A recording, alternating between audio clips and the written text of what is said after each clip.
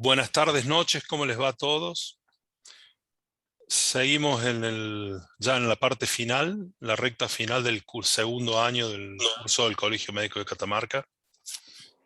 Eh, Antes de pasar a Leti para que presente al doctor Varela, que es un gusto que esté con nosotros, quiero decir lo que acabo de poner en el grupo. Verdaderamente ustedes no son las personas para hablar porque ustedes son los que están del otro lado, pero en un grupo de 123 personas que estaban inscritas en este grupo, que seamos 25, 27 y no los 50 que hemos sido siempre, porque nunca hemos sido 123, mucha gente tiene problemas de conexión, que lo ve en diferido, que a esta hora hace consultorio, eso se entiende. Pero hay que entender de que esto es un esfuerzo muy grande y que deberíamos participar todos en este esfuerzo, no solamente los 25 que hemos estado siempre. Por eso digo, yo sé que este no es el grupo que tengo que decirle cosas porque ustedes son los que están. Pero bueno, lo tengo que decir públicamente porque me da cierto grado de pena de que no participemos como estábamos participando. Yo entiendo que hace calor, que mucha gente a esta hora todavía no ha desencillado en su casa, que estamos todos cansados en un año muy complicado. Pero de última hay que opinar y hay que ver qué vamos a hacer el año que viene, buscar un horario que nos convenga a todos. Es muy complicado un horario que nos convenga a todos porque tenemos todos muy horarios disímiles. Pero bueno, habría que llegar a un acuerdo más o menos democrático para que la mayor cantidad de participantes del curso aprovechen de este curso. No digo otra cosa, no reto más a nadie. Lo presento al doctor Leti. Preséntalo vos. Bien. Buenas noches a todos. Principalmente gracias por participar a los que están conectados hoy. Bueno, es un placer para mí presentar al doctor Varela David, especialista en gastroenterología y endoscopia digestiva, hepatología, diplomado en enfermedad celíaca y enfermedad inflamatoria intestinal. Hoy, esta noche, nos va a deleitar con una patología que se llama la gran simuladora, que muchas veces es muy difícil de diagnosticar. En gran parte de los pacientes que sufren de enfermedad celíaca cursan sin su diagnóstico al ser oligosintomática. Así que bueno, esta noche vamos a aprender mucho de vos, Doc, que brilles en tu clase, mucha suerte y espero que todos lo disfrutemos. Muy bien, Compartí pantalla cuando quieras y empezá, doc. y compartimos.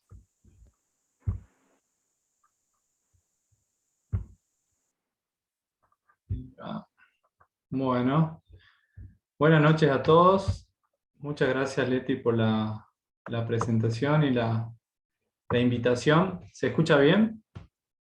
Sí, sí, clarito. Bueno, Perfecto, doctor, vamos adelante. muy bien.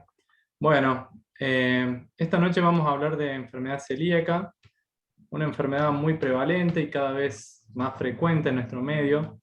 Así que bueno, la idea es transmitir algunos conceptos y ideas algunas claras para que frente a estos pacientes podamos llegar a un diagnóstico y especialmente que estos pacientes puedan llegar al tratamiento, que es fundamental y lo que le va a cambiar su estilo de vida. Así que bueno, empezamos con una definición. La enfermedad celíaca es una enfermedad multisistémica. Hoy ya no es solamente una enfermedad limitada al intestino delgado. ¿Por qué? Porque afecta a múltiples sistemas y ya lo veremos a continuación en la presentación. Puede afectar tanto a niños o a adultos, especialmente genéticamente predispuestos, y esto es una condición, ya que la enfermedad celíaca no es una enfermedad de componente genético, pero siempre tiene que haber un gatillo, y ese gatillo es la ingesta de gluten. Hay otras denominaciones de la enfermedad que podemos conocer como el estrés celíaco, la enteropatía sensible al gluten o el estrés no tropical. Y acá vienen los componentes que encontramos en el trigo, y es lo que todos conocemos como el famoso TAC. ¿Y qué es TAC? La T de trigo, avena, cebada y centeno. ¿Y por qué la avena está entre signos de pregunta? Porque la avena se ha demostrado que en su estado puro no precipitaría, no desencadenaría la enfermedad celíaca. Pero debido a la industrialización de los alimentos y que siempre sufre una contaminación cruzada en su procesamiento por el trigo, es que se la incluye en el grupo de los alimentos que contienen gluten. ¿Y qué es el gluten? Bueno, el gluten es una proteína compleja que se encuentra en la mayoría de los cereales, y ahí los tenemos acá abajo. Posee un bajo nivel nutricional, pero un alto valor tecnológico, ya que es usado para dar la consistencia y elasticidad a muchos alimentos y también en la industria farmacéutica.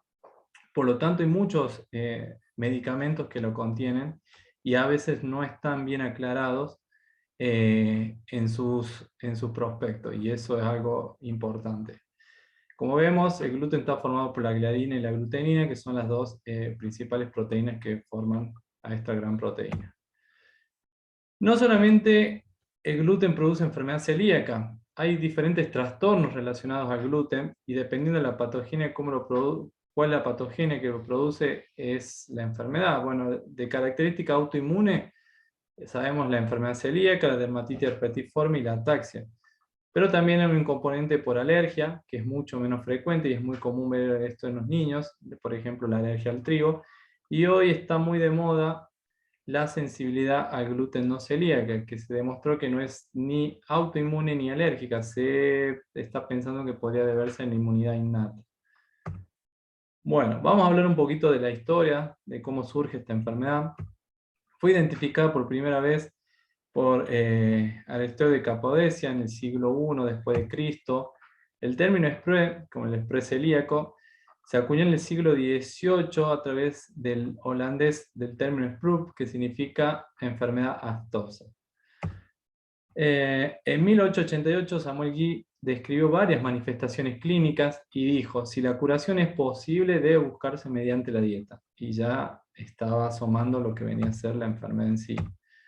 En el siglo XX, Dick descubrió que la ingesta de pan y otros alimentos con trigo era el responsable del deterioro clínico de muchos niños. Ahí vemos las imágenes que tenían retardo en el crecimiento, enfermedades óseas, la gran distensión en su abdomen. En 1954, Paule fue el primer autor de la primera descripción detallada de la lesión intestinal, y en 1950 se empezaron con los primeros métodos para poder llegar a una biopsia intestinal, que es lo que nos permitía el diagnóstico. En los últimos años se han incorporado nuevos conocimientos en el territorio tanto inmunológico como genético de la enfermedad. Por ejemplo, empezaron con la descripción y el descubrimiento que estaba asociado a un complejo de histocompatibilidad de clase 2. De ese complejo descubrieron que estaba ligado al subtipo TQ, que este es el principal rol genético. Y en 1998 se descubrió algo muy importante en su fisiopatogenia, que estaba asociado a la enzima transglutaminasa tisular. En el siglo XXI, ahora más reciente, hay descubrimiento de nuevos anticuerpos, y ahí está el DPG, que es el péptido de aminado de gliadina. Hay bases genéticas e inmunológicas para buscar un tratamiento específico, que ya lo veremos más adelante. Y ahora vamos a hablar un poquito de la epidemiología. ¿Qué sabemos de la epidemiología? Actualmente se sabe que es falso el concepto de que esta enfermedad solo se presenta en individuos caucásicos. Hay una incidencia de 1 cada 100 o cada 300 individuos. Y hay una relación entre mujer y hombre de 2 a 1, y eso es importante a la hora de sospecharla. La enfermedad celíaca se presenta generalmente sin síntomas digestivos, y esto es lo nuevo, lo que cambió. Hoy ya no es la típica enfermedad de la triada que muchos conocíamos como distensión, diarrea, pérdida de peso. Hoy es mucho más frecuente las manifestaciones extraintestinales o no digestivas. La epidemiología tiene una forma de un iceberg. ¿Y por qué? Porque si vemos, nosotros siempre vemos la punta del iceberg, y esos son los pacientes diagnosticados, son los pacientes súper sintomáticos, pero por debajo tenemos un gran pool de pacientes no diagnosticados, y es los que se presentan de forma asintomática o de forma con síntomas no digestivos, y esta es la gran cantidad de pacientes.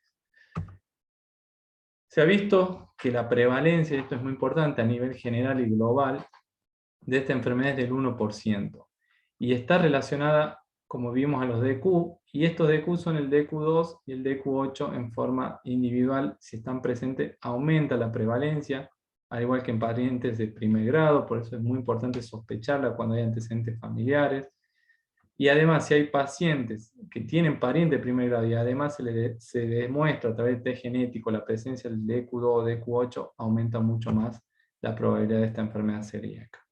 Ya en un estudio por Fasano en 2003, ha demostrado que esta prevalencia de la enfermedad celíaca era mayor en pacientes de primer grado y en grupos de riesgo.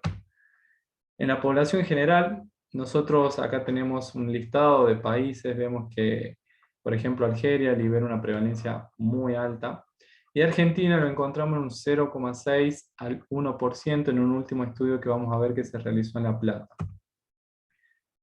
¿Cuáles son los grupos de riesgo? Y acá esto es importante porque a la hora de sospechar el diagnóstico de la enfermedad celíaca, hay diferentes enfermedades y condiciones que aumentan su prevalencia o su asociación con esta enfermedad. Y entre ellos tenemos la diabetes tipo 1. Aquellos pacientes con diabetes tipo 1 debemos sospechar que puede haber una enfermedad celíaca asociada, como con aquellos con enfermedad tiroidea autoinmune, como la tiroiditis Hashimoto, con hepatitis autoinmune, los pacientes con síndrome de Down, síndrome de Turner, o con deficiencia de IgA.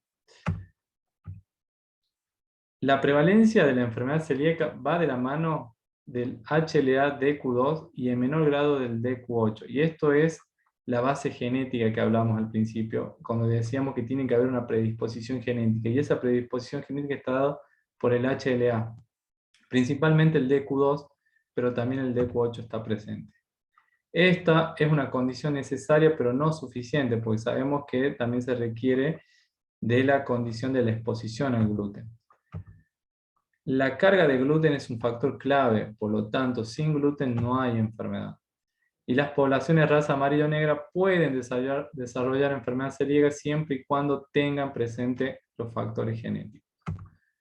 Este es el estudio que les hablaba, que se hizo en Argentina, en La Plata, donde se determinó a través de 2.000 pacientes, se le tomaron muestras a través de sangre buscando anticuerpos, en ese momento la antigliadina, que hoy ya está en desuso, y el antiendomicio.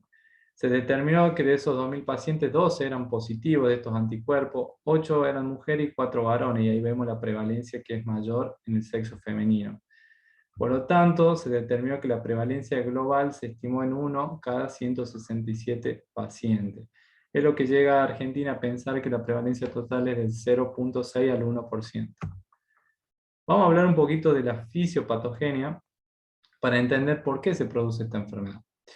Siempre tiene que haber una exposición, y eso es a través de la gliadina. Cuando el individuo con predisposición genética ingiere gluten, y ahí en ese gluten está incluida la gliadina, como vimos anteriormente.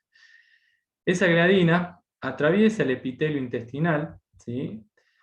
Y esa, al atravesar, se encuentra en la lámina propia con la enzima, la transglutaminasa, y esos péptidos reaccionan con esa transglutaminasa. Al reaccionar, esos péptidos son deaminados, esa enzima los deamina al gluten y los presenta a las células T a través de las células presentadoras de antígeno. Esas células presentadoras de antígeno, como ven, están mostrando a los linfocitos T ese péptido deaminado. ¿Y qué hace? Los activa. Ese péptido deaminado activa las células T, CD4, y ahí se produce la cascada inflamatoria de la enfermedad celíaca. Por ejemplo, produciendo interleuquina 21, que esto activa a la producción y migración de los líes. ¿Qué son los líes? Son linfocitos T, pero son que se encuentran dentro del epitelio.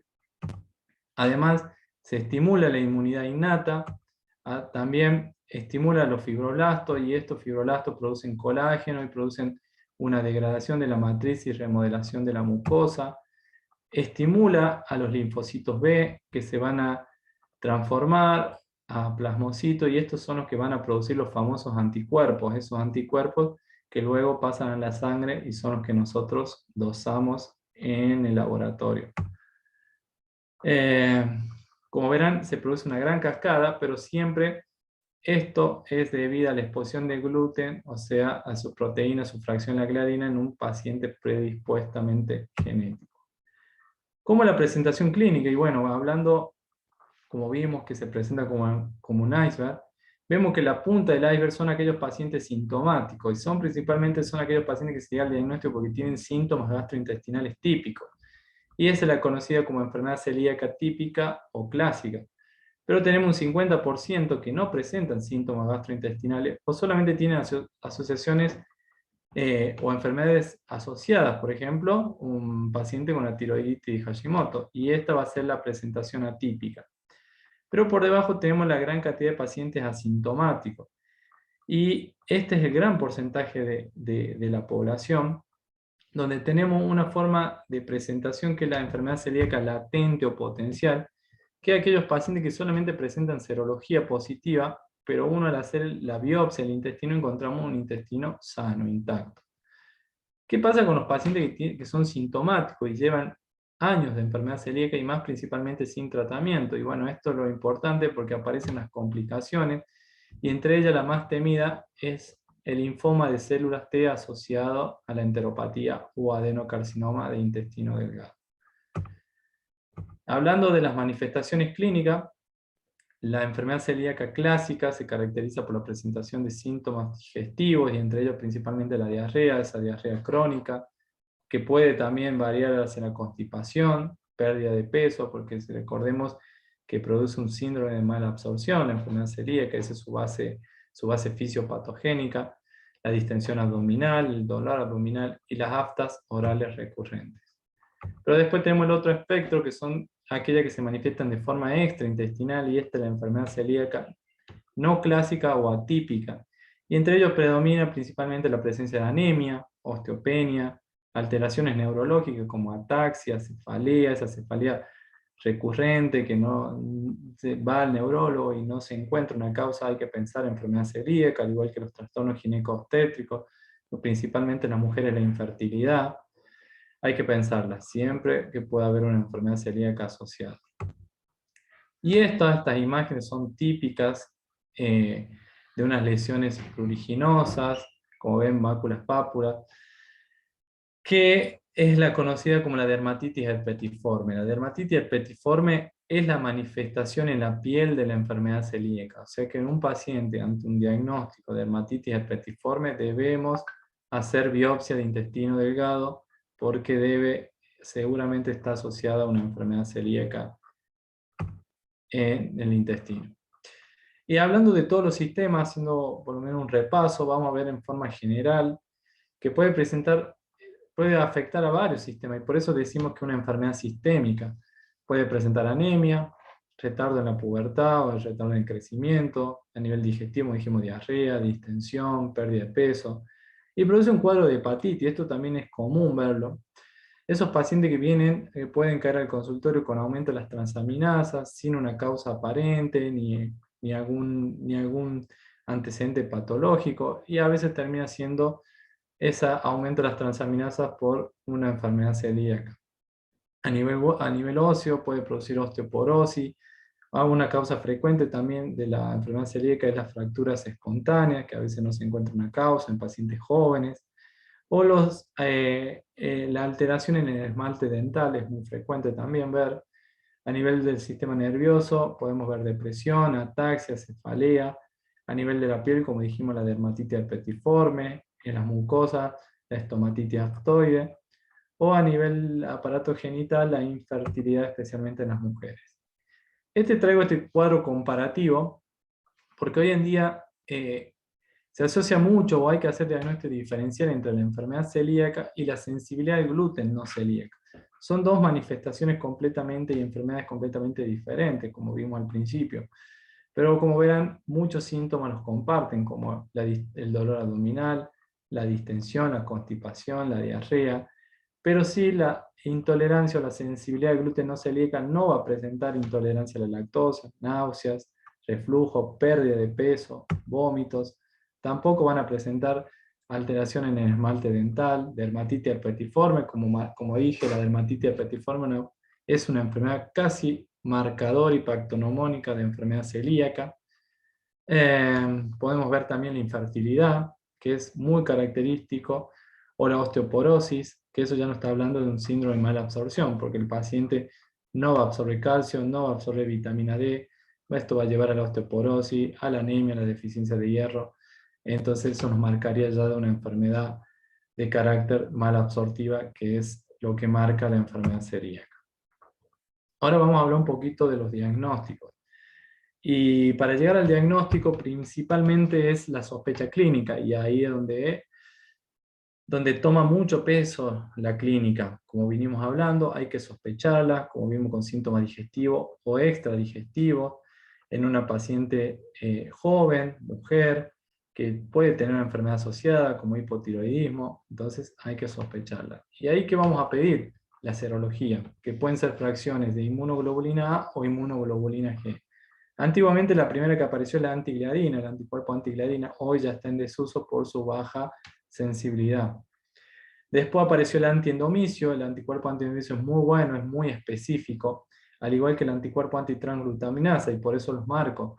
Son muy específicos de la enfermedad celíaca, pero hoy el antiendomicio está quedando de lado, está quedando como segunda elección debido a la aparición del DPG, que es el péptido de aminoácido de gliadina. ¿Por qué? Porque el antiendomicio es un método de ELISA y depende mucho, es muy operador dependiente, entonces puede haber muchos falsos negativos, entonces eso a tener en cuenta. Acá vemos una tablita de la sensibilidad y especificidad de estos anticuerpos, y los voy a marcar acá a los primeros: la inmunoglobulina A, la antitransglutaminasa, y la inmunoglobulina G de péptido de aminoácido de gliadina. Estos deberían ser los de primera línea, estos son los que se deberían solicitar cuando uno sospecha enfermedad celíaca. ¿Y por qué marco? Si se dan cuenta que uno es fracción IgA y el otro IgG, porque en la enfermedad celíaca es común ver que haya una deficiencia de IgA.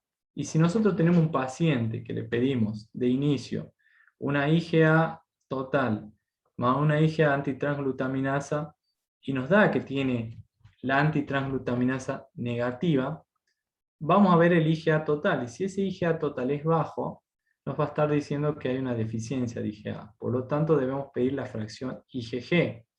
Y la más representada hoy es el péptido de aminoácido de gliadina IgG. Este concepto quiero que quede claro, porque a veces pedimos solamente la antitransglutaminasa IgA, que es la más conocida, pero puede venir negativa. ¿Y por qué venir negativa? Porque hay una deficiencia de IgA asociada a la enfermedad celíaca. Entonces, siempre que de inicio hay que pedir el par IgA antitransglutaminasa e IgA total. Si ese IgA total es baja, debemos asociarlo al DPG, que es el péptido de aminoácido de gliadina, fracción IgG. Y para confirmar, nos queda el antiendomicio, como ven, de segunda línea.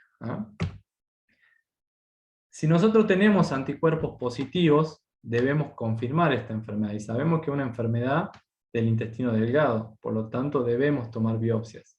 Y acá es donde juega un papel importante la endoscopía. Y acá vemos imágenes, por ejemplo a mi izquierda, el típico patrón en empedrado, patrón en mosaico, como se puede ver. Esto es muy característico, lo que nos estaría dando a sospechar de una posible enfermedad celíaca. Y a la derecha vemos los pliegues, esos pliegues festoneados que se ven como en forma de peine, que es el famoso signo del peine. Estos son signos de atrofia, nos está hablando que hay una atrofia vellositaria, pero no son signos pactonomónicos de enfermedad celíaca. ¿Por qué? Porque la enfermedad celíaca no es la única enfermedad que puede producir atrofia de los vellocitos, o sea, atrofia de los enterocitos. Y eso lo vamos a ver. ¿Por qué?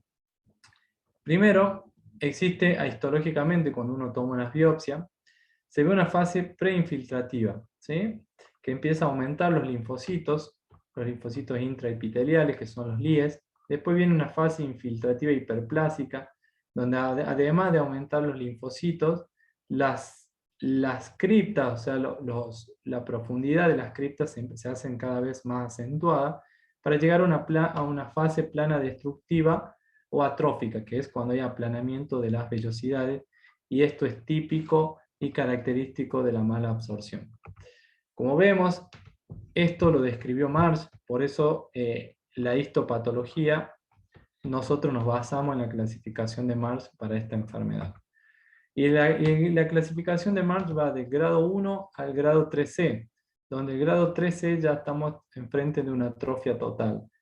Y como ven, a medida que aumenta la atrofia, el grado de atrofia, aumenta aún más la presencia de síntomas de esta enfermedad. ¿Y eso es por qué? Porque ya vamos a tener una atrofia vellositaria completa, entonces vamos a tener un síndrome de mala absorción florido, con todas las manifestaciones clínicas que puede darnos una mala absorción. Recuerde que les hablé hace rato de que la enfermedad celíaca no era la única que causaba atrofia de las vellosidades. Y entonces acá donde juega un papel importante en los diagnósticos diferenciales.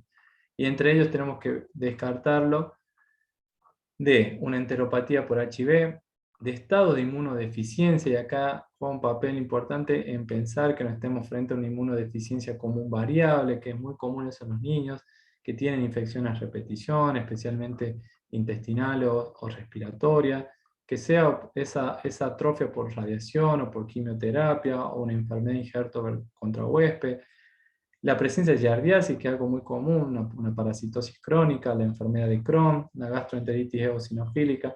Como verán, es una lista de patologías que debemos descartar cuando tenemos una atrofia vellositaria. Vamos ahora al tratamiento, ¿sí? El tratamiento, como vinimos hablando, hay un desencadenante de esta enfermedad, y ese es la exposición al gluten. Entonces, ¿cuál es la droga de elección para esta enfermedad?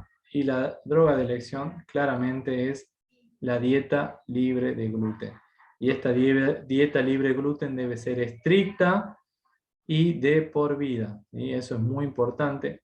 Por lo tanto, esta dieta libre de gluten debe estar manejada en forma multidisciplinaria. Y acá juega un papel muy importante el rol del médico, el rol de la sociedad, de la familia, porque al paciente hay que educarlo, hay que enseñarle que no debe consumir gluten, darle una buena dieta, enseñarle métodos de cocción, explicarle que puede existir la contaminación cruzada. La contaminación cruzada es algo muy importante porque a veces conviven con familiares que no son celíacos y ahí se puede producir una contaminación de sus alimentos con los alimentos de la familia. Entonces es importante explicarle que deben cocinar aparte, deben ser los primeros en procesar sus alimentos, que sus alimentos deben estar guardados herméticamente en la heladera, al igual de no compartir los utensilios, porque se produce ahí contaminación con gluten en forma no intencional. Es muy importante acá el rol de la nutricionista, porque la nutricionista es quien va a guiar el tratamiento, porque como sabemos que el tratamiento es la dieta, entonces, ¿quién mejor que un buen nutricionista formado en el tema es quien va a llevar y va a guiar al paciente para un buen tratamiento y una buena adherencia al mismo? ¿Y qué se considera dieta libre de gluten? Esto fue motivo de varias discusiones. ¿Qué entendemos por dieta libre de gluten? Y bueno, la dieta libre de gluten, ¿cómo se lo determinó? A través de un examen de ELISA. Se le hacía ELISA a los alimentos donde deberían tener menos de 20 partes por millón, que eso equivaldría a 20 miligramos de gluten en un kilo de alimento. Esto se determinó en Canadá. Entonces, esto lo entienden en Canadá como una dieta libre de gluten. En otros países hasta 200 partes por millón, es mucho más. Y esto nos abre y nos pone en semáforo qué alimentos contienen gluten, cuáles pueden contener gluten y cuáles son los libres de gluten. Claramente los libres de gluten tienen que tener menor de 20 partes por millón de gluten en el alimento. ¿Y qué pasa en Argentina? Bueno, en Argentina en el 2010 hubo una reunión para determinar cuál era el valor en Argentina para considerar un alimento libre de gluten. Y esto fue lo que se determinó se logró establecer que el límite máximo de tolerancia en los alimentos era de 10 miligramos de gluten por kilo de alimento. A estos alimentos se los categorizaba como alimentos libres de gluten, y son los famosos alimentos que vemos cuando vamos al supermercado, que tiene el famoso loguito de Sintac, deben cumplir esta norma, que deben tener menos de 10 miligramos de gluten o menos de 10 partes por millón. Recordemos que es lo mismo.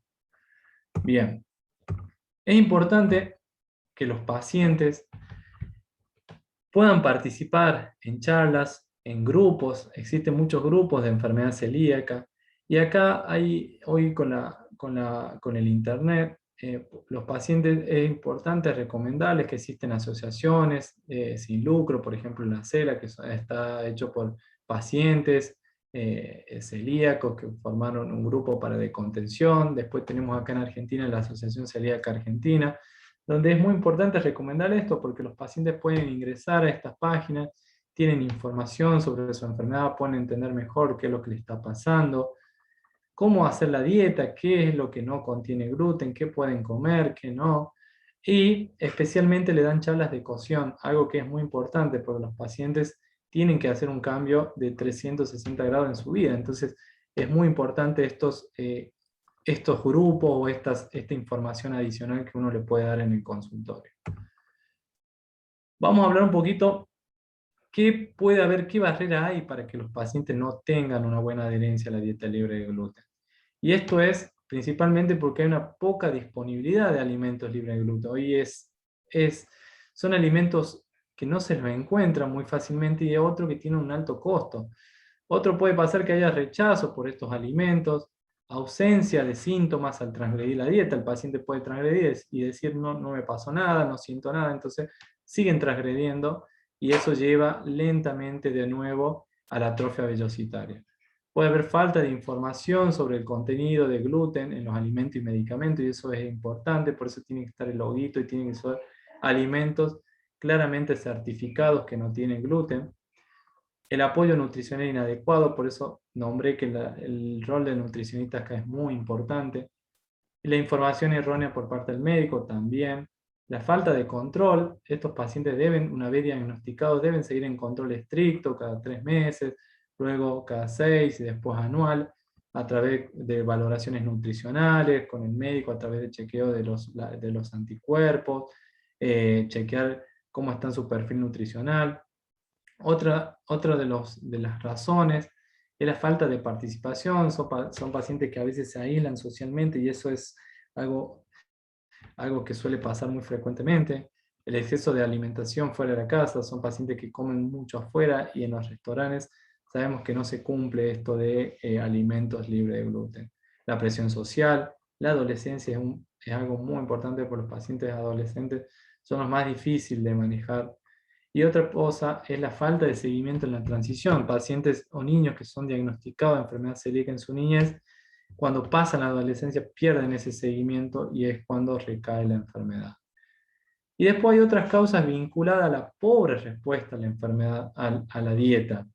¿Y esto es por qué? Porque podemos estar frente a un diagnóstico incorrecto, que no sea un paciente con enfermedad celíaca, que la ingesta de gluten sea intencional o no intencional, que el paciente no se dé cuenta que esté produciendo transgresiones, ¿sí? O ahí donde juega un papel importante, que puede ser la contaminación cruzada con alimentos que sí tienen gluten, o que te presenta alguna de estas enfermedades, por ejemplo la colitis microscópica, que se vio que en las mujeres va muy de la mano con la enfermedad celíaca, y esto puede ser aquel paciente que se presenta con diarrea, que está haciendo la dieta, uno certifica, toma biopsia y la verdad que no encuentra una atrofia, los anticuerpos son negativos, pero ahí es donde tenemos que hacer una colonoscopia y tomar biopsias del intestino grueso, porque podemos encontrarnos con esta variante, una colitis microscópica que sea la causa de su diarrea.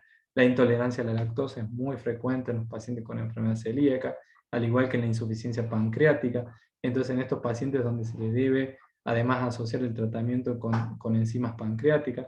Y otra causa muy frecuente también es el sobrecrecimiento bacteriano. Hay otras enfermedades que pueden estar asociadas o tomar un conjunto de enfermedades que se superponen con la enfermedad celíaca, y ahí puede ser, por ejemplo, que además de ser celíaco, se presente con una enfermedad inflamatoria, una enfermedad de Crohn, o que esté presentando síntomas de un colon irritable, un síndrome de intestino irritable, y nosotros atribuyamos que es la celiaquía y en realidad termina siendo un intestino irritable, o Cuando ya la enfermedad se vuelve más grave o que no responde a la dieta, por más que el paciente esté cumpliendo estrictamente la dieta, podemos estar frente a una de las complicaciones de la enfermedad, que es la enfermedad celíaca refractaria, o algo mucho más grave que es el linfoma de células T. Pero bueno, eso ya es otra charla, pero para que los tengan presente, que podemos estar frente a estas complicaciones en aquellos pacientes celíacos certificados que son celíacos, que cumplen la dieta, pero aún así no responden con el tratamiento. Y si la enfermedad no se trata, ¿qué pasa? Y bueno, aumenta mucho el riesgo de cáncer, y especialmente de linfomas, del linfoma del intestino delgado. Como les nombré, el linfoma de células T es muy frecuente en pacientes que no adhieren a la dieta.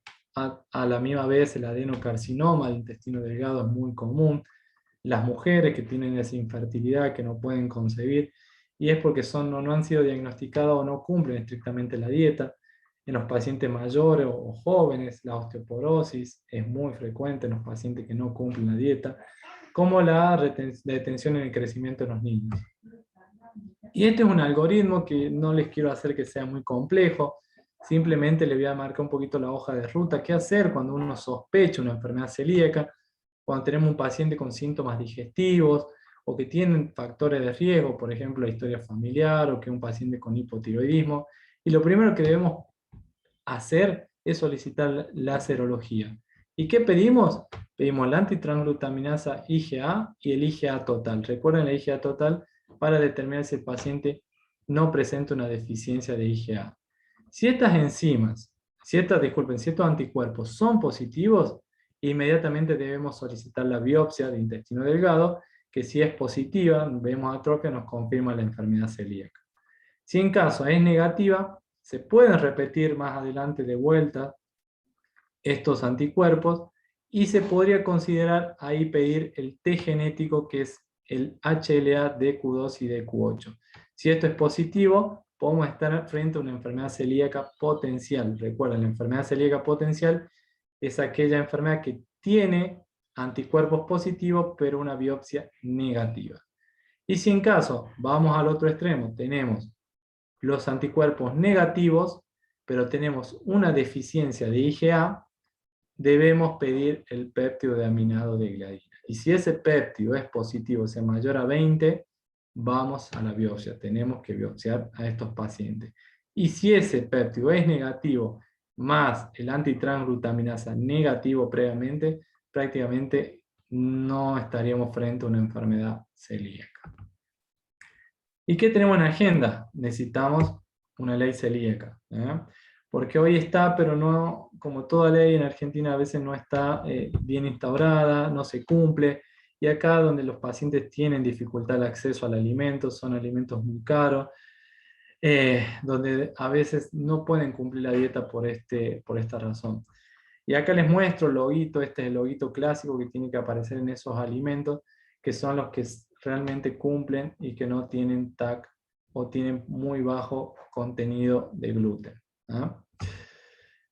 Hoy en día se está estudiando, como vimos al principio, en nuevas terapias. ¿Por qué? Porque hoy la dieta libre de gluten está quedando retrasada, digamos, a los advenimientos de la tecnología y cómo se conoce hoy la fisiopatogenia. No los quiero marear con esto, pero para que tengan una idea, se están en muchas fases de experimentación, algunos en fase 3, de nuevas drogas y moléculas que lo que van a diferentes mecanismos de la fisiopatogenia, por ejemplo, modificando el gluten de la dieta, logrando inhibidores de la permeabilidad para que el gluten no pueda atravesar la barrera epitelial, inhibidores de la transglutaminasa. Como dije, la transglutaminasa es la principal enzima que activa esta cascada inflamatoria. Se pueden ver que están también en vía de desarrollo antileuquinas, factores humorales, que son los desencadenantes de toda la cascada inflamatoria, y otros que producen la búsqueda de inducción a la tolerancia al gluten, o sea que generemos tolerancia al gluten y no desarrolle toda esta cascada inflamatoria. Bueno, para ir finalizando, en resumen quiero que queden algunas ideas claras. Sabemos que el tratamiento de la enfermedad se centra básicamente y exclusivamente en la dieta libre de gluten, y esta dieta debe ser estricta y de por vida, ¿sí? El soporte nutricional y de que tengan grupos de apoyo es fundamental para el cumplimiento de esta dieta. Y esto es muy importante porque los pacientes deben formar parte, deben sentirse incluidos en la sociedad y deben seguir monitorizados y controlados estrictamente a través del gastroenterólogo, con la nutricionista, para chequear ese monitoreo y ese cumplimiento de la dieta, que es muy importante para la vida del paciente. Son muchas las razones por las que puede fallar la adherencia y, como vimos, a veces el no llegar, no poder disponer o alcanzar los alimentos, la contaminación cruzada, la falta de, a veces, de que los alimentos sean tan caros. Por eso es lo que necesitamos una ley celíaca que se implementa adecuadamente para que todos tengan acceso al tratamiento. Y como vimos, las investigaciones sobre el tratamiento son muy prometedoras. Hay alguna en fase 3 que probablemente tengamos noticias más adelante, y la enfermedad celíaca no sea solamente una cuestión de dieta, sino tengamos tratamientos mucho más potentes y prometedores para largo plazo. Me despido con esta frase. A veces sentimos que lo que hacemos es tan solo una gota en el mar, pero el mar sería menos si le faltara una gota. Y esto es para pensar que todos podemos aportar desde cada uno de su lugar, desde donde uno trabaja, para mejorar y ayudar a aquellos pacientes que a veces no tienen accesibilidad a los sistemas de salud. Muy bien, muchas gracias. Le agradezco por estar presente, participar, y estoy abierto para las dudas, preguntas, para lo que deseen. Pueden preguntar lo que quieran. Muchas gracias. Hermosa clase, doctor Varela. Deje de ahí está. Ahí estamos. Yo quiero empezar con un par de cosas. Qué difícil es ser celíacos en este mundo tan lleno de comida procesada. Qué complicado es ser adolescente celíaco en este mundo. Qué imposible ser niño celíaco en este mundo. Es imposible. Es una cosa, es una cruz, como pocas en la medicina. Eso quería decir. Segunda cuestión. En 2 palabras, decime, ¿cómo los encontrás así fácil? ¿Cuál decir viene una persona y te dice un tal cosa y dice, es un celíaco? Y la segunda cosa, en 2 palabras, ¿qué historia natural tienen para el futuro? ¿De qué se van a morir? ¿De qué van a sufrir? ¿Qué calvario tiene esta gente? Porque siempre uno piensa el celíaco joven que está ahí, viste, que evita el gluten, pero ¿cómo es el más allá de todo esto? Esas 2 preguntas, si Bien. quieres. Primero y principal, en la experiencia que tengo, uno sospecha de enfermedad celíaca cuando el paciente llega a la consulta. La mayoría son pacientes jóvenes que, si tendría que hacer un trabajo, yo creo que uno de los principales motivos de consulta siempre es la distensión abdominal. Son esos pacientes que llegan a la consulta y dicen, me siento hinchado permanente, como y me hincho, o también vienen con anemia. Eso, vos sabés que cada vez más frecuente ver anemia en estos pacientes, o aquellos pacientes mujeres que tienen trastornos en los ciclos menstruales y tienen, por ejemplo, que son hipotiroidea o tienen un antecedente ya de una diabetes tipo 1. Eso es muy común verlo.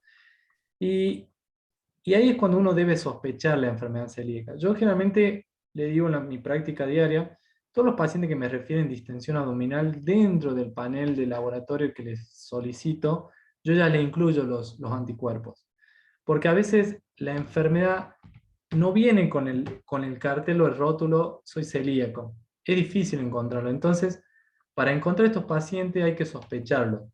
Y si uno sospecha, lo básico que uno puede, lo que tiene a mano es una serología. Como le dije, pedir IgA total e IgA antitransglutaminasa. Si ya uno es positivo, desencadenamos o se abre toda la cadena para el estudio de esta enfermedad pidiendo endoscopía y bueno, como lo nombré. Pero también otra cosa que es muy importante, que también lo ven pacientes adultos, porque la enfermedad se puede desencadenar a cualquier etapa de la vida. No solamente en niños, no solamente en adolescentes, sino también en pacientes de adultos, añosos, que tienen osteoporosis o que tienen fracturas espontáneas y que no se le encuentra la causa, o a veces te caen con un laboratorio y que le ve que tienen deficiencia de vitamina B12, falta de vitamina D, y ahí hay que solicitar la serología, porque podemos estar frente a un paciente potencialmente celíaco, ¿sí? Que tiene síntomas de mala absorción. Y como lo que quería dejarle algo en claro, que hoy ya no es común ver el famoso celíaco que te viene con una diarrea crónica y distensión. La diarrea se la ve muy poco, hay muchos pacientes que ya se presentan con constipación y es cada vez más frecuente los síntomas no digestivos, la astenia, la anemia, la pérdida de peso. Y para no perderme, para no olvidarme, sospechen enfermedad celíaca en aquellos pacientes que tienen aftas orales. Esos pacientes que vienen con las aftas bucales, que vienen a repetición y les molesta, les duele, y dice, doctor, cada 2 meses, cada 3 meses me pasa esto, hay que sospechar de enfermedad celíaca. Y después, la segunda pregunta, en la evolución natural, bueno, sabemos que si estos pacientes no, primero si no llegan al diagnóstico, nunca vamos a tener un tratamiento. Y si estos pacientes no son tratados, una de las principales complicaciones es el linfoma de células T. ¿Por qué el linfoma de células T? Porque, como vimos, en el epitelio se produce una gran proliferación y migración de linfocitos T. Estos linfocitos T, a medida que mantiene ese estado inflamatorio en la mucosa, van clonando y van evolucionando, se van transformando en células malignas, y es ahí la parte más temerosa y grave de la enfermedad, que es el linfoma, porque el linfoma, lo sabe mejor la doctora, pero el linfoma de intestino delgado tiene mal pronóstico, tiene muy mal pronóstico, y son pacientes muy difíciles, a veces son pacientes jóvenes. Otra de la evolución natural que puede llevar esta enfermedad es la enfermedad celíaca refractaria. Y la enfermedad celíaca refractaria son aquellos pacientes que te dicen, yo, doctor, cumplo la dieta, y vos le haces los chequeos, le haces los análisis, le repetís la biopsia, y claramente ves que el paciente tiene los anticuerpos negativos, pero encontrás constantemente atrofia en las vellosidades, y es porque ya estamos frente a una enfermedad celíaca refractaria. Justamente la palabra refractariedad quiere decir que no responde a la dieta libre de gluten, y ahí es cuando debemos ya subir la escala, y a veces necesitamos corticoides, porque si no tratamos, si no desinflamamos el intestino, nos va a llevar hacia el linfoma, que es lo que queremos evitar. Así que bueno, básicamente eso, y obviamente, por más del linfoma o hablando de tumores, sabemos que es una enfermedad mal absortiva. Entonces, si tenemos mala absorción, vamos a tener deficiencia de vitamina, deficiencia de folato, y eso nos va a llevar a la anemia, la osteoporosis y todas las consecuencias que tienen esta enfermedad, ¿no? ¿Qué porcentaje de celíacos llegan a un diagnóstico de linfoma T? ¿Es bajo? ¿Es No, alto? es bajo, sí, Bajo. bajo, muy bajo. Bueno, Te diría, no sé, rondaría no, porque 0,5%, es muy bajo. si hay celiaquía en 1 cada 100, debería estar inundado de linfoma y no es lo que vemos. Sí, Bien. sí, tal cual. Sí. Pero por suerte, es muy bajo el porcentaje. Generalmente tiene que haber una predisposición genética muy marcada, y a veces una historia familiar también de cáncer en la familia para que sumen puntos, ¿me entiendes? Para que aumente más el riesgo de linfoma, pero generalmente es muy bajo, muy bajo. Mi última pregunta, por lo menos por ahora. ¿Cuánto no sabemos todavía de esto? ¿Cuánto falta investigar y cuántas sorpresas nos podemos llevar en el futuro? Eh, bueno, muy buena pregunta. Eh, yo creo que la medicina ha avanzado mucho en el estudio de la enfermedad celíaca. Por hoy claramente sabemos a ciencia cierta cómo es la fisiopatogenia de esta enfermedad. Sabemos que el gluten es el desencadenante, que esa proteína, la gliadina, es el que desencadena, y se descubrió que ahí juega mucho papel la enzima, la transglutaminasa, y es donde la medicina está avanzando demasiado, que es, como les mostré en ese gráfico al último, en nuevos medicamentos, nuevas drogas que están en fase de investigación avanzada. Es más, están mucho más avanzadas que las propias vacunas que tenemos contra el COVID hoy actualmente. Y yo creo que ese va a ser, es lo nuevo que se viene en la enfermedad celíaca. Algo que por tantos años estuvo pendiente, yo creo, porque desde hace cuánto sabemos que el tratamiento de la dieta es libre de gluten. de hace millones y nunca tuvimos un tratamiento, un fármaco, una droga, que le demos la opción al paciente para que no se sienta esclavo solamente de la dieta. Y yo creo que en eso la enfermedad está avanzando demasiado.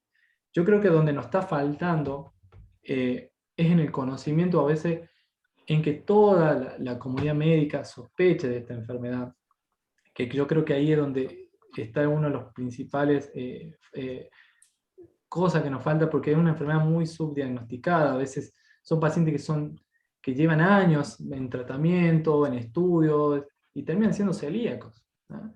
Sí, Y eso es lo los trataron importante, mucho tiempo por colon irritable y son celíacos, tal tal cual. cual. Sí, sí, ese vos lo dijiste. Son pacientes que los catalogan muy fácilmente que tienen un síndrome de intestino irritable y son pacientes que no responden a antiespasmódicos, vienen con múltiples consultas y terminan siendo celíacos. Entonces, por eso es importante sospecharle a esta entidad. Te mentí, tengo una pregunta más. ¿Qué patrón común tiene esta enfermedad con las otras enfermedades intestinales inflamatorias como el Crohn, la colitis ulcerosa? ¿Tenemos algún patrón que las une o son todas enfermedades diferentes?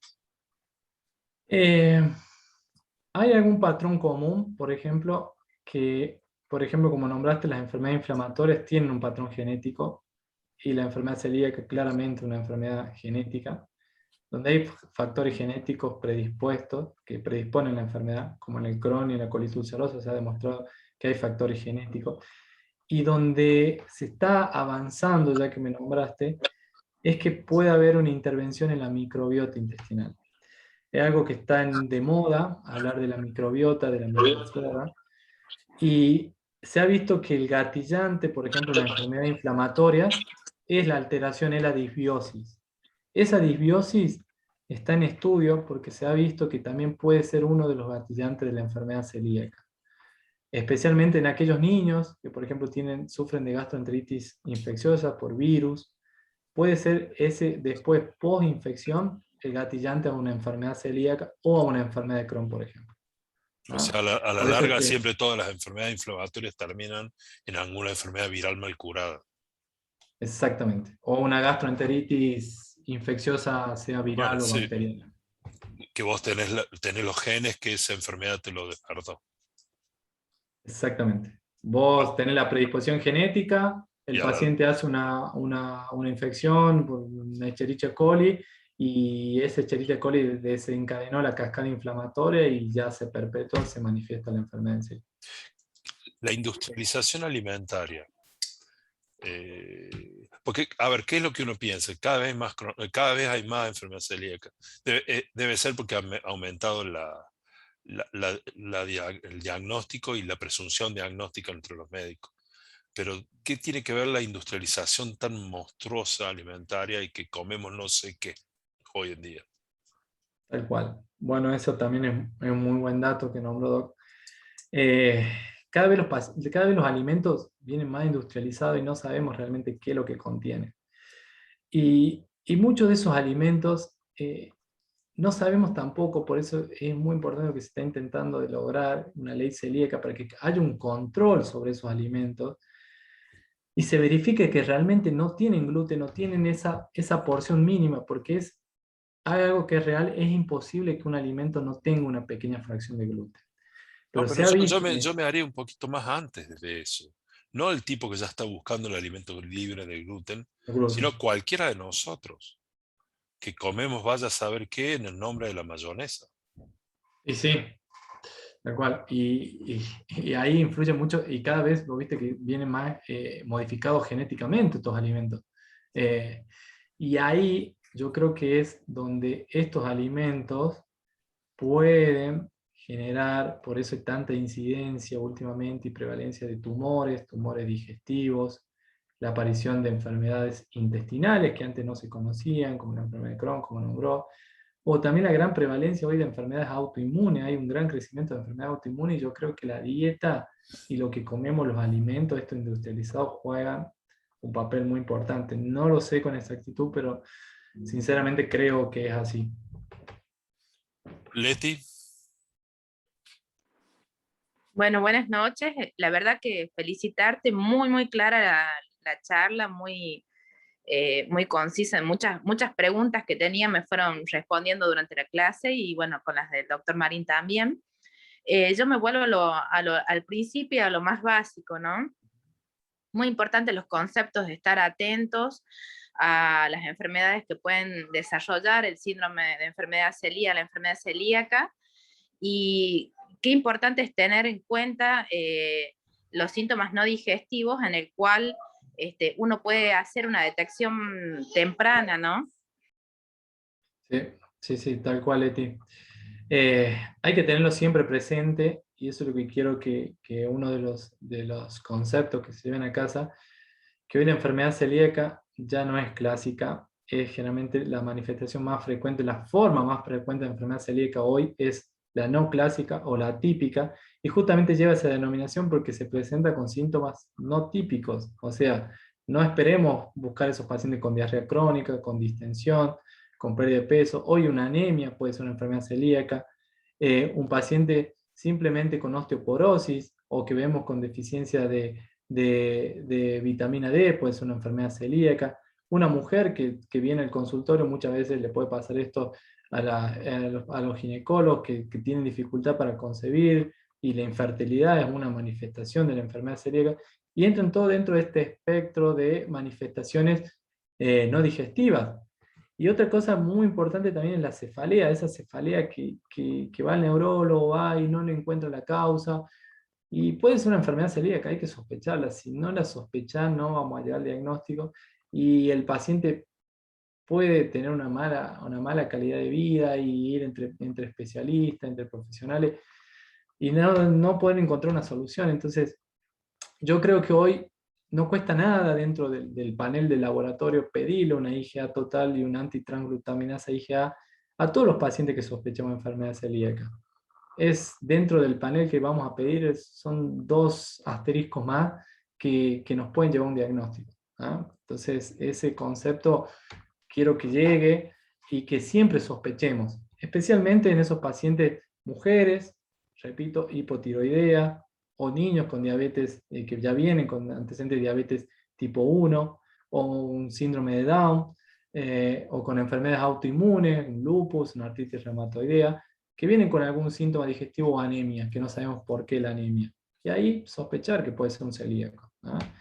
Ese concepto quiero que se lleve en casa, porque sé que puede haber acá muchos clínicos de otras especialidades, y eh, le va a llegar a estos pacientes, le va a llegar, y a veces no van a saber qué, o se les acabó, digamos, todo el panel de posibilidades a qué se deba y no llegar a un diagnóstico, y puede ser celíaco, ¿no? Entonces esa es la idea que yo quiero instaurarle, y que cada vez la enfermedad celíaca es más frecuente, mucho más frecuente, la veo mucho en el consultorio, y a veces son hallazgos incidentales, te puedo decir, ¿sí? Porque muchos de estos pacientes son asintomáticos. Eso también es muy importante, son asintomáticos, y podemos ver solamente una alteración en un laboratorio y nada más. Pero sabemos que ese paciente asintomático no quita que a futuro, por no tener un tratamiento adecuado, evolucione o se presente ya con un linfoma, que eso es lo que no queremos llegar, ¿no? Una gran Y hablando de los simuladora. laboratorios, Tal cual. perdón, hablando de los laboratorios, uno debería pedir de base siempre un panel de laboratorio para ver cómo está el calcio, el fósforo, la hemoglobina, como para también tener un control de ese paciente, ¿no es cierto? Y si fuera necesario, hacer la reposición del déficit. Tal cual, Leti. Como sabemos, es una enfermedad de mala absorción, o sea, la enfermedad celíaca es un síndrome de mala absorción. Entonces, si el paciente no absorbe, por más que ingiera y le demos suplemento vitamínico, ya sabe que esto se absorbe a nivel de intestino delgado. Entonces, por más suplemento vitamínico que le demos, va a tener bajo el potasio, va a tener bajo el calcio, va a tener bajo el fosfato, bajo el magnesio, bajo vitamina D, bajo vitamina B12, y ahí va a venir anemia, van a tener osteoporosis y un montón de trastornos metabólicos. Entonces, eh, sabemos que la reposición en sí no va a ser el tratamiento. Tenemos que tratar la enfermedad para que las vellosidades se regeneren y entonces ahí el paciente va a volver a absorber los alimentos o lo que le queramos dar, ¿sí? O sea, suplemento, lo que sea. Pero si no tenemos un intestino sano, el paciente no va a absorber, ¿no? ¿Y se debería pedir de base una desintometría ósea también? Bien, eso es muy bueno ese concepto. Está en las guías recomiendan que en los pacientes celíacos, ya celíacos diagnosticados con enfermedad celíaca, en el seguimiento, que es algo que, bueno, no hablé mucho porque no quería, ya me parecía algo más de especialista, en el seguimiento, aparte que nosotros los controlamos a estos pacientes viendo el peso, que no hayan bajado de peso, con el laboratorio buscando todo el perfil nutricional que esté normal, eh, al año de la enfermedad se debe hacer una densitometría ósea, ¿sí? Y esa densitometría ósea, si es normal, se la debería repetir entre 2 a 3 años. No debe ser anual. Eso es un concepto importante. Sí, al primer año de la enfermedad se la debe hacer, ¿ah? Porque ahí eso también nos ajusta para ver si no está faltando suplementarlo con vitamina D, si a veces requerimos de algún fosfato. Entonces, es necesario, ¿sí? Especialmente en mujeres. Pero sí, se debe hacer al año, ¿no? Ahí está Perfecto. la... Y Dale, dale, perdón, Leti. la última pregunta. En el caso de tener la serología negativa, como bien explicaste vos, y uno empieza digamos, ¿en cuánto tiempo, que fue una pregunta de la doctora Chailet, en cuánto tiempo uno repite de vuelta la serología y cuántas veces uno lo puede repetir? ¿Cómo sería el máximo que uno diría, descarto la enfermedad celíaca o confirmo la enfermedad celíaca? Bien. Y por último, sería cuando el paciente es diagnosticado celíaco, ¿en cuándo es el tiempo de hacer nuevamente la endoscopia esperando una respuesta ya instaurada la dieta? Bien. Voy a empezar por la primera. Los anticuerpos se los puede repetir varias veces. Generalmente, cuando uno tiene unos anticuerpos al principio negativos, siempre chequear, como le dije en la clase, la IgA total. Porque si uno pide la antitransglutaminasa IgA y esta viene normal o negativa, no nos podemos quedar solamente con eso. Porque como le dije, la enfermedad está asociada a deficiencia de IgA y como son anticuerpos IgA, van a venir bajos. Entonces, por eso es que hoy cuando uno solicita, se debe pedir el IgA total y la IgA antitransglutaminasa. Si esto es bajo, debemos solicitar el antipéptido de aminado de gliadina, que es fracción IgG, y esa nos va a confirmar. Si esa es positiva, tenemos que hacer la biopsia. Si en caso es negativa y nosotros seguimos sospechando que puede ser un paciente celíaco o potencialmente celíaco, lo que se hace es solicitar ahí un test genético. El test genético se solicita el DQ2 y DQ8, que son pacto-nomónicos de enfermedad celíaca, y si ese test genético es negativo, nos descarta la enfermedad. O sea, no estamos frente a un paciente celíaco. ¿A dónde Si pedís el en test caso, genético, David? ¿cómo? ¿A dónde pedís el test genético? En la Y práctica. el test genético, un laboratorio, pero generalmente yo creo que acá en Catamarca no sé si se lo hace. Yo Por hace eso poquito por eso te pregunto. sí, hace poquito estoy incorporado, acá no lo sé, yo creo que envían las muestras a Buenos Aires. ¿Ya? Y si ese test genético es positivo, pero tenemos serologías de anticuerpos negativos, quiere decir que un paciente potencial, no quiere decir que ya es celíaco. Tiene la predisposición genética, pero no desarrolló la enfermedad. Puede ser que se manifieste a cualquier etapa de su vida. ¿Ah? ¿Y le prevenís con dieta? ¿Le decís que deje de comer gluten? Bueno, ese es un gran tema porque ni los grandes expertos se ponen de acuerdo en ese tema. Es difícil porque no le puedes decir a un paciente no ingiera gluten si no es celíaco. O sea, tiene la predisposición genética, pero la enfermedad no la tiene, o sea, no está manifestada, no es celíaco. Tiene, Para llegar ahí vos ya le hiciste la endoscopia y no tiene ningún patrón endoscópico de exactamente, celiaquía. tal cual, tal cual. Hola, ¿No? hola. Alejo, Sí, Dale, Ringo, decí. ¿Cómo están, chicos? Bueno, primero felicitarlo cómo es a David, que lo conozco desde sus años de residente, así que me alegra mucho que esté aquí en Catamarca, que nos esté acompañando y que esté aportando la gasto de Catamarca, por un lado. Y por el otro lado, algunas cositas que me gustaría acotar. Primero, lo que estaban diciendo recién con respecto al test genético es así como dice David. Los laboratorios, sobre todo los de mayor complejidad, lo derivan, ¿no es cierto? Y es importante por ahí la complejidad del laboratorio, porque incluso la derivación de la muestra es compleja también para obtener un buen resultado. No se hace acá en Catamarca, pero lo cubren las obras sociales y se puede hacer perfectamente, ¿no? El de Q2, de Q8. Eso por un lado. Por el otro lado, bueno, los conceptos que ya fueron vertidos y es que estoy plenamente de acuerdo en todo lo que se dijo con respecto a sospechar la enfermedad clínicamente siempre, ¿no es cierto? Y lo que dijo David, remarcar sobre todo los síntomas extradigestivos, que son las presentaciones, el mayor porcentaje de pacientes tiene síntomas extradigestivos. En cuanto a la experiencia personal, bueno, uno puede nombrar de lo que me tocó aquí en Catamarca, por ejemplo, participando de los equipos de cirugía bariátrica en las endoscopías prequirúrgicas, ¿no es cierto? Varios obesos diagnosticados celíacos por la endoscopía, ¿no es cierto? Esa endoscopía que se le hace como prequirúrgico, ¿no es cierto?, para la cirugía bariátrica. Bueno, un caso anecdótico de mi residencia, una chica de 29 años que debuta con un adenocarcinoma, ¿no es cierto? Y era hija de panadero, como nota de color, digamos.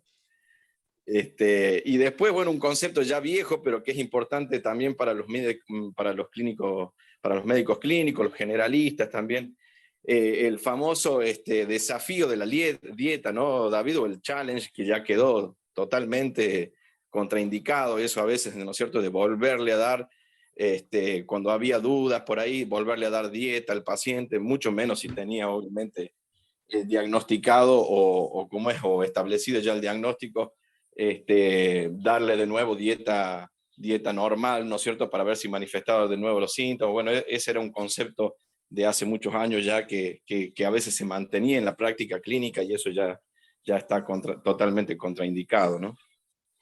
Tal cual. Sí, sí, sí. Es así como dice Alejo. Doctora Mirna levantó la mano. Diga su pregunta, por favor. Sí, un poco me la fueron contestando, doctor, muy excelente la charla, me encantó. Y mi duda era porque tengo muchas pacientes que quizás no quieran someterse a la endoscopía. Entonces ya empiezan con un tratamiento dietario y a veces uno le pide las enzimas y dan negativas. Pero bueno, en el transcurso de la charla medio que me disipó esas dudas y también lo aclaró también el doctor anterior que habló sobre la dieta. ¿Qué pasa si vuelven a hacer una dieta rica en gluten? Las enzimas, digamos, los anticuerpos darían más elevados que si están en dieta sin gluten. Esa sería mi pregunta. Bien, muy buena la pregunta. Hay una forma, y es más, hoy ya las guías en pediatría, especialmente donde está más instaurado el tema de hacer diagnóstico sin biopsia, se demostró que hoy a los niños ya no es necesario hacerle biopsia para tener un diagnóstico de enfermedad celíaca. Hoy con que tengas un anticuerpo antitransglutaminasa mayor a 10 veces el valor normal, ya se lo cataloga como celíaco. No está eso tan definido en los adultos. En los adultos se está intentando establecer esto que tenga la antitransglutaminasa mayor a 10, pero también asociado a un antiendomicio positivo, como le dije, que era el anticuerpo más específico. Pero siempre terminan requiriendo de la biopsia para un diagnóstico. Y si el paciente ya viene haciendo dieta libre de gluten, que eso es un gran desafío, ¿qué se hace con estos pacientes? Estos pacientes, si vos le haces anticuerpos, te van a dar negativo porque sabés que para que se produzca la cascada inflamatoria y la producción de anticuerpos requiere de la exposición de gluten. ¿Qué se hace con estos pacientes? En estos pacientes si tenés dudas, podés solicitar el test genético y si el test genético es positivo, puede estar frente a un celíaco. O podés hacer la prueba de gluten. ¿Qué es esto?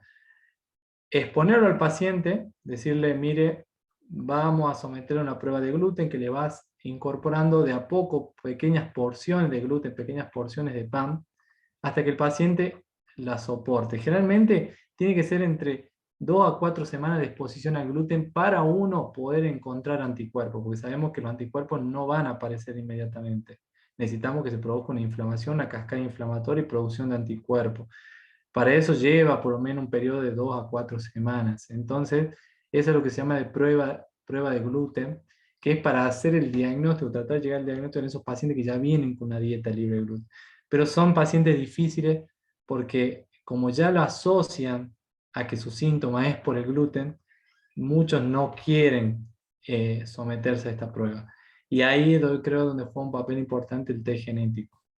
¿Ah? Entonces, si nosotros tenemos un test genético positivo, es muy probable que sí estemos frente a un paciente celíaco. ¿Ah? Ahí estás Y lo otro, contestando. Perdón, dale, sí. sí, y lo otro, podríamos plantearle la biopsia, porque también, como esto es una enfermedad dinámica, podemos tener pacientes que estén haciendo la dieta, ¿sí? No tengan anticuerpos, nosotros les pedimos anticuerpos y no lo tienen, pero en la biopsia todavía hay atrofia velocitaria. ¿Por qué? Porque la reconstrucción o la revitalización lleva meses, ¿sí? Lleva hasta 3 o 6 meses, incluso medio año, entonces nos da un periodo bastante amplio para poder confirmar la atrofia velocitaria, ¿sí? Por más que el paciente esté cumpliendo la dieta. Es otra alternativa, ¿no? Ahí estás contestando un poco la pregunta que ha hecho el doctor Olivera, que preguntó más o menos eso, de qué hacer con un paciente que te viene con el rótulo que es celíaco y que no trae pruebas contundentes de que lo es. Ahí ya la contestaste. Y la segunda pregunta que ha hecho el doctor en el chat es la importancia de la asociación entre diabetes tipo 1 y enfermedad celíaca, sobre todo en niños y adolescentes. Sí, ¿Qué, sí, qué está explicación, demostrado. qué explicación tenés de eso? Yo creo que es Otra enfermedad viral que ha hecho sí, sonar las dos cosas. exactamente, y la base autoinmune de ambas enfermedades. Y es claro, ¿Ah? es Al ser la respuesta autoinmune, inflamatoria a esa enfermedad inflamatoria. tal cual, sí, tal cual. Yo creo que esa es la respuesta, o sea, la causa, digamos, o la asociación. Por eso está muy asociada con la tiroiditis Hashimoto, con el lupus, la artritis reumatoidea, Sí, como sí, verá, toda enfermedad autoinmune. todo lo que tiene la misma causa. Doctor Exactamente. Reales, miembro del Consejo Directivo del Colegio, ¿tenés alguna pregunta? Hola, buenas noches. Simplemente quiero felicitar al doctor por la excelente charla, muy clara. Las dudas que tenía se han ido ya contestando con el interrogatorio de los otros colegas, tuyas, Pablo. Lo que le quiero preguntar nada más al doctor es, cuando se hace la biopsia, ¿en qué parte del intestino delgado hacen la biopsia? Nada Bien. más. Muy buena pregunta. No lo puse porque ya era más para endoscopista, ¿viste? Pero sí, cuando uno sospecha enfermedad celíaca, las guías y lo que se debe hacer es tomar 4 biopsias, por lo menos 4 a 6 biopsias de la segunda porción duodenal, ¿sí? Por más que, y esto también es algo importante, un concepto importante, si vos sospechás enfermedad celíaca y estás frente a un duodeno macroscópicamente o endoscópicamente normal, sin las imágenes que yo le mostré anteriormente, que vos ves un intestino que nosotros vemos siempre normal, se deben tomar biopsias de protocolo para enfermedad celíaca, porque a veces, como vimos, no necesariamente una enfermedad celíaca con atrofia total, ¿sí? A veces un MARS2 ya no, y anticuerpos nos confirman la enfermedad. Entonces, se toman 4 muestras de la segunda porción duodenal en un frasco y en un segundo frasco 2 biopsias por lo menos de bulbo duodenal. Y esas se envían al patólogo. Siempre en frascos separados, ¿no? Contame tu experiencia de la anatomía patológica en Catamarca. Es muy poca. En esta enfermedad Sí, puntual. capaz que Alejo te pueda dar porque yo hace poquito estoy en Alejo, Catamarca. Sí, sí, sí, a Ringo, ver. contanos. Sí, no, tenemos buenos patólogos y entrenados para estudiar este tipo de biopsias. Quizás el punto débil por ahí en lo que se respecta a la parte de gastro está en el hígado, ¿no? En tema biopsia. Es algo que se charla con los anatomopatólogos y, bueno, requiere infraestructura, casuística, digamos, alguna formación específica quizás también. Estamos muy deshabituados en nuestro hábito también, en nuestro entorno, a hacer biopsias hepáticas. Es algo que algunas técnicas la han ido relegando, ¿no es cierto? Bueno, fibroescano, cosas que van a hablar más adelante los exponentes que van a hablar de hígado, pero para enfermedad celíaca estamos perfectamente capacitados. Bien. ¿Alguna otra pregunta? ¿Alguien del público? Yo quería introducir una pequeña discusión y de paso preguntarle a David si había hecho alguna búsqueda bibliográfica con respecto a algo que lo vengo escuchando y estudiado, digamos, con trabajos, digamos, serios, desde más empujado desde el punto de vista de la parte nutricional, ¿no? Los nutricionistas específicamente. Y por ahí también desde otro aspecto, como puede ser esta especie de coach nutricionales que a veces aparecen hoy, digamos, abundan las redes, el tema de las redes sociales y la conectividad, la pandemia y todo eso ha hecho que la tecnología a veces avance sobre cuestiones médicas y empieza a presentar dilemas, ¿no? Y es la situación que me planteo, que al día de hoy, ¿no es cierto?, me genera cierta controversia, es la extensión o la intención, digamos, de aplicar la dieta libre de gluten para otras enfermedades, sobre todo relacionadas al síndrome metabólico, ¿no es cierto? El síndrome X, hipertensión, diabetes, dilipemia, obesidad, con excelentes respuestas, ¿no? O sea, trabajos hechos por nutricionistas con, bueno, sus scores y sus resultados, digamos, con muy buenas respuestas, muy prometedor realmente. En algunos casos escuchar trabajos y haber leído sobre mejor manejo de glucemias, bueno, ni hablar, moderar la pérdida de peso, en el caso de obesidad, alcanzar niveles buenos niveles de hipertensión, quizás con menor uso de medicación. Bueno, ese tipo de cosas me empieza a generar alguna duda, ¿no es cierto? Porque eso llevado a la práctica clínica podría sesgarnos muchos pacientes celíacos, donde se le indique la dieta libre de gluten, por decirlo, por ejemplo, por diabetes, ¿no es cierto? No sé si leíste algo al respecto, David, o algo de información. Sí, coincido, Alejo. Y yo creo que es porque la dieta libre de gluten es algo que está de moda, ¿sí? Muchos pacientes la hacen sin saber por qué, pero porque se lo comentaron que tuvieron buenas respuestas, porque han bajado de peso. Y yo creo porque los alimentos con gluten tienen mucho índice o mucho valor en carbohidratos y en calorías, algunos. Entonces, por ese lado, creo que es donde ven el beneficio en el síndrome metabólico, en pacientes diabéticos, porque estamos reduciendo una buena fracción de hidrato de carbono. Pero también el valor de las fibras que tiene a veces la dieta. Estos pacientes que hacen esta dieta suelen tener a veces esta falla o esta falencia a veces en agregado de fibras, ¿sí? Y otro punto donde también vi que cada vez mucho más los deportistas están usando la dieta libre de gluten, porque se ha demostrado que, o no sé si se ha demostrado, en realidad ellos consideran que tienen un mejor rendimiento físico.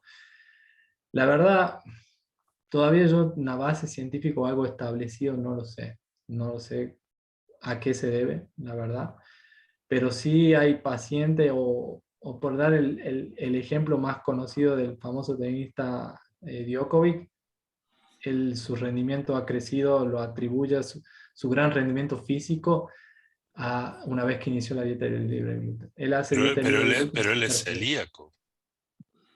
No hace dieta porque sí. ¿Es celíaco? Él es celíaco. Es celíaco. Bien, no, bueno. Mala mía. Pensaba que no, y que lo había No, es obligatorio. Pero realmente el tipo ha mejorado un montón llegó a ser número 1 gracias a eso. Sí. Yo básicamente lo que planteaba es porque confío mucho más en que un nutricionista, si le llega un paciente que intenta convencerlo de que le dé una dieta celíaca sin tener síntomas o sin sospecharla, confío en que el nutricionista muy probablemente le diga, primero chequemos si no sos celíaco, visita a tu médico, etcétera, a que a esto otro, como yo les decía, de los coaches nutricionales que aparecen por todas las redes sociales ¿me entendés? Que le dé directamente una dieta celíaca a una persona sin ningún control médico previo o sin tener una sospecha, o si está indicado, obviamente esto creo que se va a ir estableciendo con el paso del tiempo. Si una persona, por decirlo, por una diabetes, por una hipertensión, por una obesidad, tiene indicación o se le sugiere empezar a hacer una dieta libre de gluten, previamente se chequee, ¿no es cierto? Aunque sea unos anticuerpos, ¿no? Sí, tal cual. Hoy justo comenzó una campaña del Colegio Nutricionista a propósito de esto.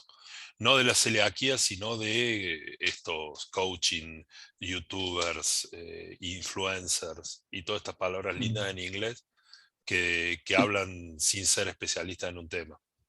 Ojo, por el otro lado, por ahí esto los podemos hablar de manera cerrada porque estamos entre colegas, entre médicos, pero de la misma manera que por ahí, me acuerdo en la residencia cuando nos regalaban las muestras médicas, a veces probábamos los medicamentos a ver qué efecto Sí, tenía. sí, sobre todo vos Viagra, sabes, está clarísimo cuando lo probaste. hemos probado catárticos, antiácidos y vaya a saber qué otro mejunje. Y no estoy hablando de psicodelia, Beatle. Tampoco hablemos de eso. No, o sea, con respecto a eso, confieso que en una época, por diversas cuestiones y sobrepeso, hice una dieta libre de gluten un par de meses, ¿no? Chequeándome previamente, obviamente me hice los análisis, etcétera, por pura curiosidad nada más, por intrometido nada más, pero debo confesar que le creí totalmente, después cuando yo leí estos trabajos de nutricionista, le creí completamente el bienestar físico, el desempeño, hablando de Viagra, el desempeño, la pérdida de peso, el cambio de humor que genera la dieta libre de gluten, ¿no? Bueno, O pero sea, está clarísimo que uno de los, junto con la sal, el azúcar, son estos infiernos blancos que tiene la dieta occidental y moderna. exactamente. Sin duda la harina es mala. Totalmente, yo creo que vamos bueno, ahora que estamos vieron que entre ayer y hoy, no sé cuándo fue que se sancionó esta ley del etiquetado frontal, etcétera. Sí. Yo creo que la industria se va camino quizás a que así como hoy en día no parece nada raro encontrar gaseosas sin azúcar en todas las góndolas, el día de mañana sea todo sin gluten también, ¿no? Porque evidentemente algo tóxico esto tiene. Y la fisiopatogenia, que ya les explicó perfectamente David. El tema es con qué lo van a reemplazar, que no sea peor. Que en, Claro, 50 bueno, años, que en 50 años estemos enfermos con lo que reemplazaron a la harina. Sí. No, seguro, ese es otro dilema, pero en cuanto a la fisiopatogenia, saber que no solamente, digamos, se puede explicar la enfermedad desde el punto de vista autoinmune, alergénico, etcétera, sino que hay varios aspectos que generan que el gluten sea inflamatorio, ¿no es cierto?, para el organismo. Totalmente, es que lo debe ser, sin dudas. Bueno, chicos, me retiro. Yo les saludo bueno, a todos nos retiremos todos, es viernes. Yo como última pregunta, quería hacer la última pregunta de cuáles son los mitos que tiene la gente sobre la enfermedad celíaca. ¿Qué es lo que ves vos más en el consultorio? ¿Qué te comentan? Y hay casos que son anecdóticos, pero como hay más difusión de la enfermedad celíaca, pero yo creo que hay más difusión de la enfermedad celíaca por la dieta, por los beneficios que escuchan la gente de la dieta libre de gluten. Entonces, ya hay pacientes que vienen diciendo, doctor, ¿no seré celíaco? Y eso por ahí, yo creo que no tanto por la trascendencia de la enfermedad, sino por la dieta. Entonces, eso yo creo que es algo que está haciendo, por lo menos o al paciente interesar saber si no puede ser celíaco, a ver si no hay, Desean ser celíacos. o capaz desean ser celíaco, tal cual, desean ser celíaco. Y otro es lo adolescente. El adolescente, la verdad, es un grupo totalmente diferente de pacientes y ellos sí son más reacios por ahí capaz a creer que son celíacos. ¿Sí? Es más difícil y yo creo que ahí es donde es más difícil el tratamiento, porque tengo pacientes celíacos adolescentes y es muy difícil adherir. Es un mundo demasiado hostil para el adolescente diabético, para el adolescente celíaco, para el adolescente cualquiera que sea la diferencia de la masa. Es extremadamente hostil este mundo. Entonces es muy complicado. Sobre que están en una etapa difícil, sos diferente y no comés el sándwich de miga en los cumpleaños y te tildan de cualquier cosa. Sí, tal cual, tal cual. No tomas la cervecita, viste, el fin de semana es muy complicado. Muy complicado. ¿Alguna otra pregunta? ¿O nos vamos a descansar? Leti. Bueno, yo los quiero invitar para la próxima charla, que va a disertar la doctora Fernanda Naringossi. ¿Lo dijiste bien? No sé pronunciar, así que corríjame, por favor. Doctor. La doctora de Brizuela. O Fernanda, como la conoce todo el mundo. Fernanda de Brizuela, le digo yo porque el apellido me cuesta. Patologías hepáticas asociadas al consumo de alcohol, así que los esperamos a todos el próximo viernes. Alejo, no te la pierdas, por favor. Te va a hacer bien. Nos vemos todos el viernes que viene. Muy bien. Buenas noches, que descansen. Buenas noches. Gracias por estar. Uy, me hace frío, habló el astemio. No, pero yo no tengo problema. Nos vemos, hasta luego. Hasta luego. Hasta luego.